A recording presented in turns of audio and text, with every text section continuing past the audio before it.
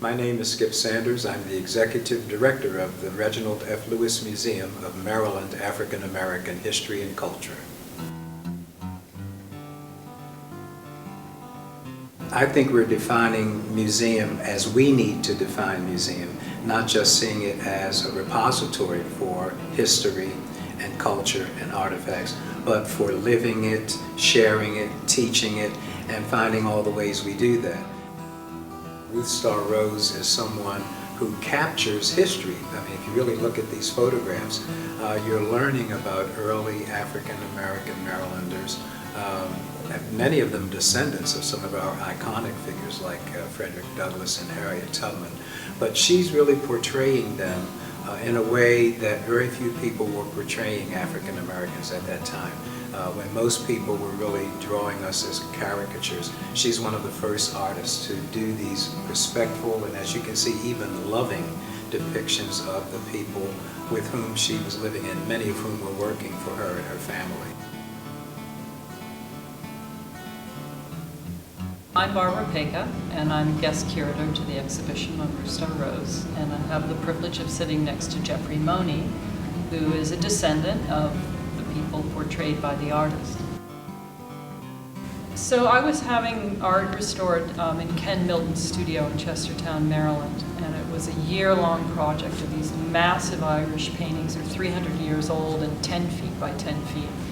And I'd have to go down routine inspections, and arrived one day with a dear friend who's actually a collaborator on this project. She wrote the epilogue to our catalog, and her name is Nina Khrushcheva.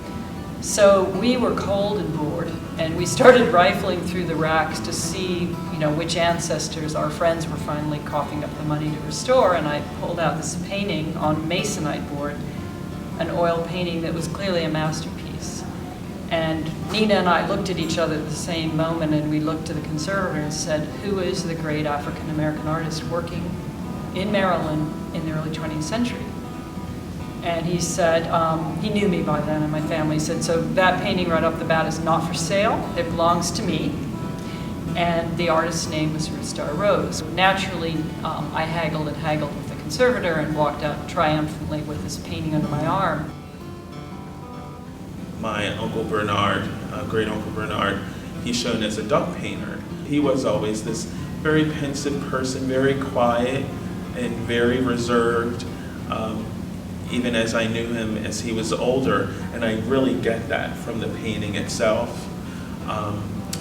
The eyes of my Aunt Ruth in the painting with she and her older sister, Aunt Pauline, those are the same eyes that I knew as she was older as well. She was such a loving and kind and a very sweet person, and just always, always hugged you when she came through the door. You always had a place at her table, and she was, she was like a great aunt or grandmother to others in the community and in her neighborhood as well. Aunt Pauline, she was one of the older siblings, and so she inherited the homestead, which is where near Ruth Starr where she was. And she and her husband always hosted the family reunions, and everyone looked forward to that every year. They would set up a volleyball court, we would play horseshoes, we would play cards. It was so fun, and these paintings brought back really fond memories to me.